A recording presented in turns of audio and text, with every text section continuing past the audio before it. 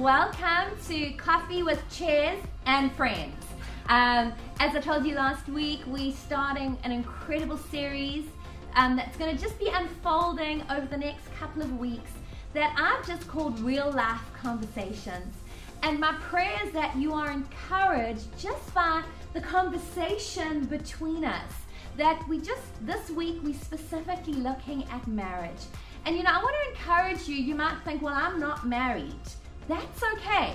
Maybe you will get married. Maybe you'll never get married. Maybe you don't want to get married. All of those things are okay. But these things that we talk about, I think we can glean from them in every area of our life.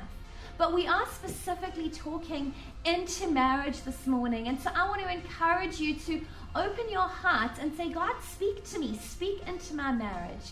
Because I really believe that marriage is God's design. And with the four of us here, we are great fans of marriage. Yes. I am a fan of marriage. I love being married. We would probably have a fight here to think who's got the best husband, but we all love our husbands. We love being married. We love our husbands. Of our husbands, they're probably not listening, but hopefully their egos are being a bit puffed up here. We think we have incredible husbands. But how many of you know that no marriage is perfect? Because marriage is real life. Marriage takes work. Yeah. And for something to be beautiful, for something to function well, it takes work. Mm-hmm. We cannot just think I'm going to have an amazing marriage and not actually do anything and just leave it to kind of work itself out, because then it's not going to be its very best. And so this morning I'm going to ask these beautiful girls with me just a couple of simple questions, and they're going to give their take on things. We're going to see how it goes. Maybe we've got a lot to say, maybe we've got a few things to say, but I doubt it with this lot. We're all a bunch of talkers. And to just speak into marriage, what do they have to say? What have they learned? We're probably going to bounce backwards and forwards, and we'll see how it goes. So I'm going to ask you some questions, but maybe afterwards you think, oh, I've got another really good thing I want to add on. So just feel free this morning. So I will start with Alana because she's on my left, and we'll work our way around. But just a really simple question is, what do you think something is that has brought health to your marriage with you and Grant? Thanks, Ches. I think health is something that you work towards. And I think putting God in the center, not above, not next to. I think putting God in the center of your marriage is something that brings health, because you realize how imperfect you are. You realize how imperfect your spouse is. And whereas maybe when you've seen it as almost critical, like, I wish he was different, you suddenly see, like, actually, I've got a lot of flaws myself. And I think health in our marriage has come also by really understanding who we are through our relationship with God and who each other is. And just understanding, like, my strengths and my weaknesses, and then Grant's strengths and his weaknesses, it's caused us to be able to relate in a more healthy way. And something that I think really also, so understanding where he would maybe be serving me in a way, and I was seeing it as it's not my way of being served, but understanding his heart more has definitely brought health in our marriage, like understanding where he's coming from. And I think, so I hope that answered. Yeah, and I think, when you get married, you find out a whole new side of people that you actually didn't know before. Yeah. When you date someone and it's all like exciting and you know a certain amount of them, but you get married, you've got a whole lifetime to figure out that person. And which is amazing, but what it does do is you find out things about the person that you didn't know before. Some of it you love, and some of it you think, what is that? And it's growing in that, because that's actually who they are. You can't change that about them, because that is who God made them to be. And so often I think we come into a space of marriage and we find out something about them and think, well, I'm going to change them. So I think a word for that also, so I think if I had to put it into a word, maybe it's expectation, and actually like releasing expectation, because I think we all have expectations, and when they're not met, you can land up disappointed, or you land up like, what am I doing wrong, or whatever. But actually releasing expectations and allowing the freedom for the other person to be who they are, and accepting them as they are, and actually accepting yourself. too. I think that's massive. So I think those areas have definitely brought health in our marriage. Being honest with one another, and that's amazing. Chris, what would you say has brought health in your marriage? So I definitely, when John and I were actually speaking about it, one of the big things with us is we are massive communicators, both of us. And so there's no shortage of conversation. In our house, and Barry's like, wait, I'm talking. So the communication, but being as well intentional with our time together. Like when my boys were tiny, we were committed to, we'd go away twice a year, just even for a night or two. I mean, as they got older, it actually got more difficult because they got busier. But being intentional, and even now, like every Monday morning, we have breakfast together. We go out. So being intentional with our time, and we love being together. So it's not this forced thing, but just really that intentional time with one another has been something that we have jealously guarded, with. And I think that's so important. And I remember like reading somewhere, and it's something I think in the beginning of our marriage, even before we had kids, I read this thing that, one day you are going to have kids, but you have to remember that you were actually a family before you had children. And I think one of the dangers, and listen, as someone with 4 children, so we are all about children, and they demand a lot of our time and attention, but we were actually a family before the kids came along, and one day we will still be a family when our kids are actually not in our house anymore. 100%. And I think there can come a danger where everything becomes about your children, and you actually begin to forget about your spouse. And then what happens one day when they leave the home, it's like, well, do I even know you anymore? Do I know you anymore? Do I actually like you? And I do think always bringing yourself back to that place of, this is actually my person first. 100%. And I think, and you're saying intentionally building this relationship before anyone else. And so, we've got a 5-year-old, and his name's Ben. And Ben at the moment, just judge me if you want. Where's the camera? Judge me if you want. But it's fine. It's a safe place. You can't judge me. I know you're judging me through the camera. But Benjamin David Hensley likes to think his bed is our bed. So every night, come 12 o'clock, we can even be asleep. He doesn't need our permission or even our help to get into our bed anymore. So the other day, it's going on bedtime, and I said to him, Ben, do you know that this bed is actually Mommy and Daddy's bed? And he looks at me very strangely. He goes, no. It's Mommy, Daddy, and Ben's bed. I said, no, it's not. It's Mommy and Daddy's bed. And he's having a full-on argument with me. And I said to him, we've got problems. This kid thinks this bed is his. And we laugh about it. But that's a real thing where everything becomes about the children. And don't hear what I'm not saying. One of the sessions you'll see how important children are. And we love our children. But the importance of the relationship between your spouse and moms, we can sometimes, and I think we become so focused on our children because we are their caregiver, their provider. We really, and even when they are small, we are everything they need. That we can sometimes do that at the disservice of our spouse. That's right, Ches. And with Jono and I, from when the boys were tiny, and so they had bedtimes and whatever, 6:30 was their bedtime. My mum even said to me one day, I think they might have even been in grade 3 or grade 4. My mum was like, shame. I was like, no shame, But we, they could get into, as they got older, get into bed 6:30, they could read, they'd have a quiet time with John, and then literally from 7 was our time. Teach me your ways. It was our time, and we were just we were, a really good word, anal about it, but we just were committed to it. Because exactly, I said to John, Punky, they're going to go, and it's you and me, and we don't, if we haven't spent this time, we're not going to know what to say or what to do or, whatever, because we spend so much time with the kids. So that was one of our things as well, shame. But it was probably a bit cruel. My mom was shame. But it produced health, and I think one of the healthiest things you can give your kids the healthy relationship between you and your And spouse. I think the word intentional, sorry, I know Tash will to answer, but being intentional, because what works for you, for you, there's no way in a million years, 6:30 Candace Henwood, no way it would work for me. But it worked for you. Yeah. And so being intentional in your own lives, in your own marriage, I think that is incredible. And to recognize, like, how can I be intentional to create health in us? And we learn from each other, but we don't copy each other.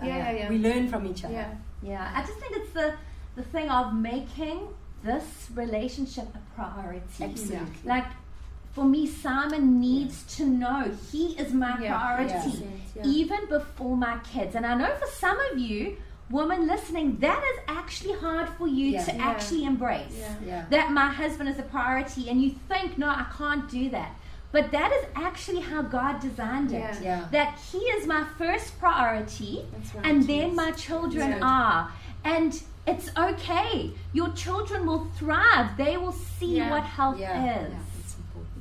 So Tash is our newest married. Well, she is still in the honeymoon phase. Everyone loves to tell me that. I'm still Listen, I have to say, we were in a honeymoon phase until we built a house, which was about 2.5 years into marriage, and we had our first fight over wall color. So we had a long honeymoon phase, which was amazing. So Tash, if you're not, it's okay. Yeah, that's okay too. Yes, we really are. So we've been married on the 2nd of September, 3 years. Can you believe it? It was like yesterday. Amazing. And we don't have kids yet. I'm already 41. Can you believe it? But that doesn't matter for those people that are older and still want kids. So there you go. My 2 words for health is, especially for the single people that are listening, is preparation. And I think one thing we did well is we really did prepare well. And the reason being, I was older.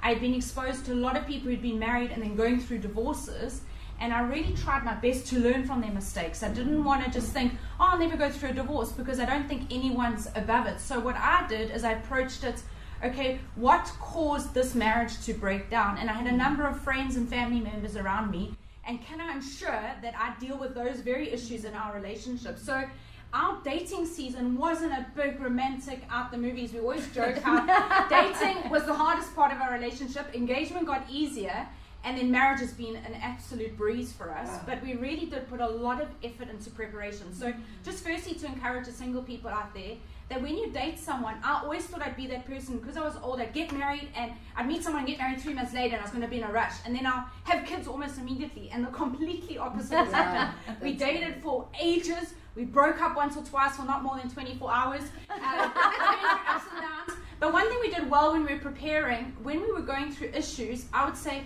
that issue that you're having is not my issue, it's your issue. Go speak to Granty, because we chatted to Grant and Alana, and deal with it, and then we can come back, and vice versa. So that approach really did help us, because often when it's people that are dealing with their brokenness, you put your brokenness on the other person, and you shouldn't be doing that. And then the thing that's really brought health to our marriage in the last 3 years, and really a lot of fun, is communication. Like John and Kirst, actually all of us, we are really good at communicating. We can talk for hours and communicate out our issues and our struggles and our highs and our lows. We are good communicators. But I really think our communication and our time together has brought us together and strengthened us. And just being able to be yourself. So not putting expectation, like Lance said, of being someone you're not. Like one of the things I struggled with Jethro's personality is he's not super outgoing. He's really reserved.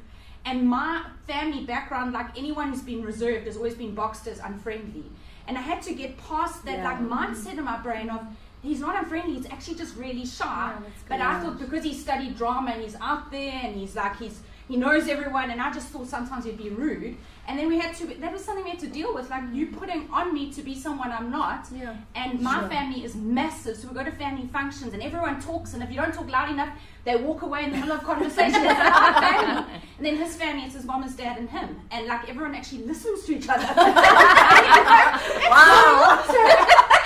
And so when someone's talking to me, my personality is like, and I'll interrupt, and I'm like engaging, and he's like, Tasha, please shut up until they finish. And I'm like, please engage, so it's completely different family upbringings, but coming together and communicating those things out. It's okay to communicate and go, okay, so his family think I'm rude when I interrupt them while they're talking. I think they're rude when they don't engage, and go, that's cool, that's good, I love that. So it's those different things coming together. But I really want to encourage the single people, prepare, take time to figure it out, because when you're married for life. And you want to make a right decision, and it's okay to break up and get back together and go through your ups and downs. That's what dating's for. And Simon gave me the best piece of advice. He said, when you date someone, you can be selfish, but the minute you marry, there's no place for selfishness. And I lived by that there were moments when we were both very selfish, but the minute we both got married, selfishness went out the door. We've been selfless. So that's good. And the communication thing, I think, is so important. And Tash said we all communicate together. Now the interesting thing is, in our marriage, is Simon and I are both talkers. As you know, I'm loud and I'm a talker. But in our marriage, we are actually not big communicators, because we both internal processors. So, which is interesting. Like I'll only talk when I've processed internally what I think, and sometimes I think, it's not even worth talking about it because I processed the whole thing internally. But sometimes that is not actually very healthy, because we both processing certain things internally, and then we react and we expect the other one to know what we are feeling. So for us, we've actually had to learn how to communicate things that are going on inside of us, because that wasn't so natural. We can talk about everything, and we do our lives together, working together, and all of those things. And we actually have a joke that Simon never needs to come home and tell me about how his day was, because I did it with him. So I said, he's really scored. I'm not that wife waiting at home, come tell me about your day, because I did it, so I don't really need to know about it. So I think he's like, sure, I won with that. But so because we are both internal processors and we kind of figure everything out in our brains, it has made for a bit of conflict in certain areas. And so we've had to actually learn how to communicate how we are really feeling. And so communication is key. And if it's not something that's natural, to communicate how I'm actually feeling, it's something you can actually learn to do, because it brings health. And following on from that, I could say because a lack of communication and not being able to communicate can often bring conflict. Absolutely. And I would love to say that conflict doesn't exist in my marriage. That we never fight, we always in agreement, but it's impossible, because God has created us as such different people with different perspectives, different personalities, and I think all of us in this room, we are strong personality people. I don't know what God was thinking. Simon and I are strong. And God knew I needed to marry someone just as strong, because otherwise I would have walked all over that person. But God knew. And so we are strong in our opinion. And we actually joked the other day. How many of you watch that show, The Block? So we love The Block. It's like our favorite thing to watch. But we said we would suck at doing the block together, because we can never come into agreement first time.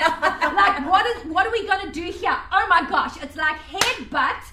No, we can't agree. And then we have to, we're coming into agreement. So we are not very good at coming into agreement straight away.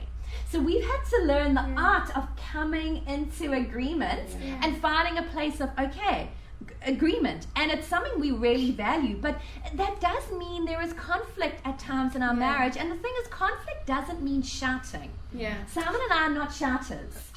I can sometimes shout at my children. I'm hanging my shame. I shout at my children, not at my husband, because he doesn't listen to me when I shout at him.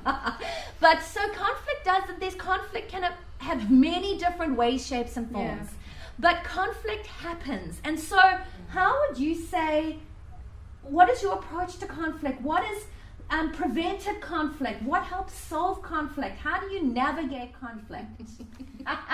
Or do you just try to sweep it under the rug and, I've got a few handy hints. I don't know how spiritual they would be. Listen. I think just realizing that conflict is, I don't know if I can say acceptable, but it's going to be there. It's going to be there. To avoid conflict is probably more conflict building and dangerous. And so, even the term confrontational, I was always told I was confrontational and always thought it was a very negative thing. But actually being confrontational in a kind, godly, sometimes very loud and shouty way can be helpful, but you get results. And so, no, we definitely do not sweep things under the carpet. But we are also, Grant and I are extremely different. I am an outward processor, verbal processor, and he is an internal processor. Okay. And that in itself has caused major conflict until we came into an understanding of how we operated and who we were. Yeah, that's good. Because what would always happen in the beginning of our relationship was that I would be verbally processing and he would be reacting to my process as opposed to waiting and hearing. So we'd be reacting to the processing as opposed to the actual issue. And so when we learned more about each other, it certainly helped the fact that we would conflict about the actual issue that was the conflict and not conflict about the processing of the conflict. Yeah, but that was it's been such an incredible help to realize that in our marriage. So we now deal with the issue, and one of the things that has really helped us is to again recognize our differences. And I think it was on an alpha thing, it was somewhere that I learned, but I now use it in all of our marriage counseling, is that instead of putting the conflict between you, which generally happens, and you face to face and the conflict sits here, we've learned to literally sit shoulder to shoulder like this and put the conflict in front of us. And we do it intentionally, so the conflict remains here, because when it's between you, it's literally between you, and it feels like there has to be a winner, and if there's a winner there needs to be a loser. And we've realized that conflict in marriage, we don't want a winner and a loser. I don't want to be right and him to be wrong, and certainly not the other way around. But we actually want to resolve the issue at hand. So sitting shoulder to shoulder and looking at the conflict, we realize that with our differences, we can actually smash something. And so it's been a real benefit, us doing that, looking at something, not putting it between us, but putting it outside of us. And so, if you can do that in your next conflict, it doesn't. Sometimes it goes high and low and roundabout, but we get there. And when we remind ourselves, even in the heat of the moment, hang on a second, this is coming between us, let's put it ahead of us or in front of us, and let's stand together. And with our differences, you're actually stronger. So Jono and I are both extremely strong-willed. So I remember the first time Rosie had a temper tantrum. She was about 18 months. I was so devastated because I had this little girl and she was rolling on the floor. I took a video and I sent it to my mum. I said, "Mum, I'm so disappointed." She said, "What did you expect with a dad and a mum like you two? Did you think it would be anything compliant?" And so John and our relationship is incredibly feisty. We love conflicts because we love the makeup, whatever, after. But anyway, very important. Have a good fight. Crew. Yeah, We've got 4 single boys filming us here. have a good fight. It's great. We've never been afraid of, and because we both are just 100%, we verbalize, so we definitely, and it's, my mum said we're like Italians, it's loud, and we fight loudly and love passionately. But I think again we've never swept anything under the carpet. I think our lives, Jono has no issue speaking, even I can be a little dramatic, I know, shock horror. Even when I'm, wobbling or whatever, he's got no problem speaking the truth, but always does it really kindly, which is important for me. And same, like we'll just hang on a moment. We've been married for 26 years. So I'd probably say the first 7 were just like this boof, explosive. And I think we found, I was actually thinking the other day, gosh, there are things that we, you tussle over and these, but we've actually found such a divine rhythm in God and awesome. In each other. And of course we have our argument, 100%, there's, the daft things that you argue about, but I definitely, like I said to the other day, gee, we haven't had a good, cracker in a long while. Humdinger. But I just think, and I agree with Lance. It's open, it's honest, it's honoring one another. He's my best friend. He really is my best friend. And then sometimes, your best friend, you don't like them sometimes necessarily, but you love them. And that's just good. So for me, I don't like conflict. So if there's a conflict, my instant reaction is to say sorry. Even if I'm not wrong, I'll say sorry. I'll find anything to say sorry for and take the low road. I think, I wasn't like that before I got saved, but years and years in ministry, I'm sorry. I'm very good at saying sorry. Even if I'm not wrong, I immediately back off. I don't love conflict. So I've had to, even though I'm a communicator, so both of us are silent internal processes. So what we have the danger of is going into silent treatment and not talking. So we've made a thing that we can't have that atmosphere in our home for a long time. Like, sure, you sometimes need half an hour to process if something's happened. And thankfully, Jethro's really, really sensitive, which has pros and cons. So when I'm like irritated or just go dead silent, he'll pick it up immediately. When he does it, I'm a bit bleh. He has to like more communicate. So we talk things through, but we made a decision not to shout at each other. We don't shout. We're not shouters. I'm very sensitive to tone. So if he's even irritable in his tone, I immediately back away. I don't react to it. It almost causes me to be a bit anxious when the tone goes up. I grew up in a home where my parents never fought. I've never seen my parents fight. They get irritable with each other, but they've never ever fought, and his upbringing is different, So we've had to think, okay, how do we deal with conflict? We just talk as we sit, we talk it out, and remembering we're both very different. But one thing we've made a decision is that we both are each other's biggest fans. And if we're calling each other out on something, it's because we want the best for them. That we both want to be humble in our response. That if I can't receive from Jethro, who am I going to receive from? And if he can't receive from me, who's he going to receive from? So we've made that decision. Okay, we're going to choose the posture of humility. So when he calls something out of me, it's not because he just wants to annihilate me, and I don't want to just annihilate him. It's because we actually want to bring out the best in each other. So we've had to, as I said in the last section, like, we're newly married, so we haven't got kids and we haven't had that additional pressure that happens, but we've had to learn to talk when our both instant thing is to both shut down and ignore each other. And like Joyce Meyer would say, you wash the dishes vigorously, But also remember that is as immature as like having silent treatment and like showing your anger in another way is immature. That's not the mature response, and vice versa. So we choose humility, we choose to talk about it, and we choose to discuss these things, and also in our conflict resolution, never to like try and get them to be someone they're not. I can never make Jethro someone he's not. He can't make me someone I'm not. So Tash, you said something there. I think, as women with our husbands, we always have to realize how we say things and what we say about our husbands carries weight.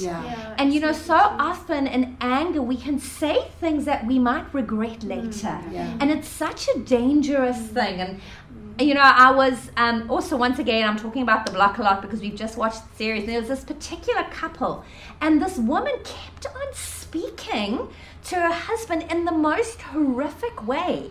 And I looked at this and I thought, if I had to speak to Simon that way, it would break him down. And as a wife, I've got a responsibility to build my husband up with my words. Because if I build him up with my words, it builds him up and it builds our marriage. I'm not speaking fake, because those are things I genuinely believe about him. But so often we don't say them. And so I want to, in conflict, don't say things that you're going to regret later. Absolutely. It's a hard thing, because when you're angry, you want to just like sometimes say things. But it is. It's a real thing to watch what you say. And I was just as we finishing, the one thing was Alana was saying something, and I remember something Simon often says to me if we're arguing about something. He'll say to me, listen to what I'm saying, stop thinking about your comeback. Because that's what I do. He'll be telling me something, goes, I can hear you, I can see you not listening to me, you're thinking about what you're going to tell me. Preparing the defense. I'm that person. But it's really in conflict to stop and to listen to the person and actually to respond in a godly way. Because this is my person. I don't want to break them down, because I'm still going to be married to them at the end of this conflict. It's not a random person that's exiting the building. So, we could actually talk here all day, but we've already been here for over 30 minutes. The time is gone and off it's gone. But I really hope that you enjoyed just this little snippet and that it's spoken into your life and into your marriage. We love you. Have an incredible week.